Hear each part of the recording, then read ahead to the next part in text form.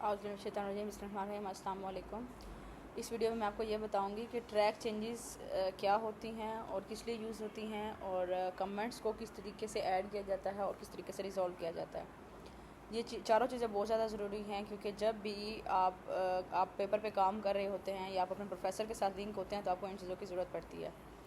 अब ये आपको ऊपर वाला जो बार नज़र आ रहा है माइक्रोसॉफ्ट वर्ड के ऊपर, इसमें रिव्यू वाले सेक्शन पे जाएं तो ये ट्रैक लिखा हुआ होता है।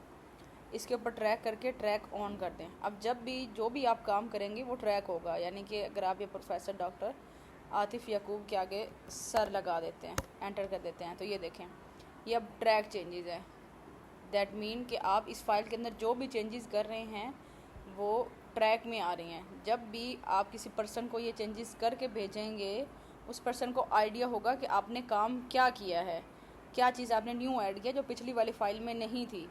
तो उसके लिए हम यूज़ करते हैं ट्रैक चेंजेस। फॉर एग्ज़ाम्पल अभी प्रोफेसर का कमेंट आया हुआ है, ये कमेंट इस तरीके से आया होता है, न्यू कमेंट। प्रोफेसर का कमेंट है चेंज दी सेंटेंस। अब आपने इसको रीड कर लिया।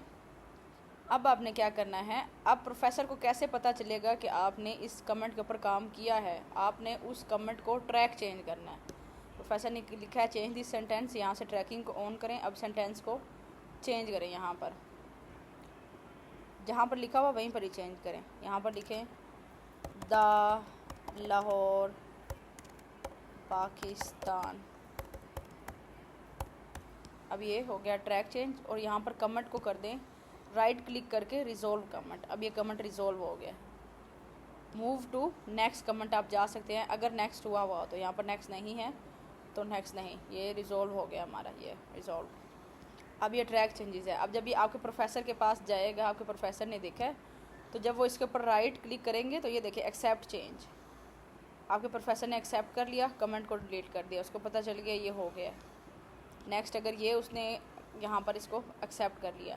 अब आपका प्रोफेसर कोई काम करता है आपके पेपर के ऊपर, तो आपको पता चले कि आपके प्रोफेसर ने क्या काम किया आपके पेपर के ऊपर, तो वो भी ट्रैक चेंजेस से करता है ताकि आपको आइडिया हो। यहाँ पर लिखता है द प्रोफेसर इज़ HR फलां फलां फलां फलां, ऐसा कुछ भी लिखा है। देन वो आपके पास फाइल आती है, आप इसको फिर एक्सेप्ट चेंजेस कर देंगे। आप स्टेप बाय स्टेप भी एक्सेप्ट कर सकते हैं।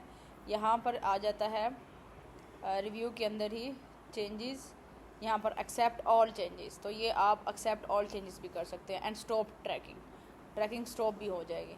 तो ये सारे जो होते हैं ये दो फीचर्स होते हैं जो कि पेपर जब पब्लिश हो रहा होता है उस दौरान में भी यूज़ होते हैं, जब आपका पेपर राइटिंग में चल रहा है उस दौरान में भी यूज़ होते हैं।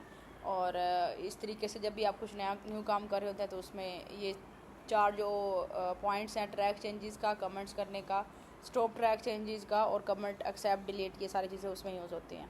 इसके अलावा आप कमेंट में रिप्लाई भी कर सकते हैं। फॉर एग्ज़ाम्पल आपके प्रोफेसर ने कमेंट किया हुआ है री राइट दिस, आपको इस चीज़ की समझ नहीं आ रही कि इसको क्या करना है, तो आपने इसमें ये रिप्लाई लिखा होगा, रिप्लाई टू कमेंट। यहाँ पर आप अपना रिप्लाई लिखे आई डिडंट गेट दैट, ताकि प्रोफेसर आपको इस रिप्लाई में फिर बताए कि नेक्स्ट आपने क्या करना है, कैसे नहीं करना है, इस चीज़ को क्या करना है।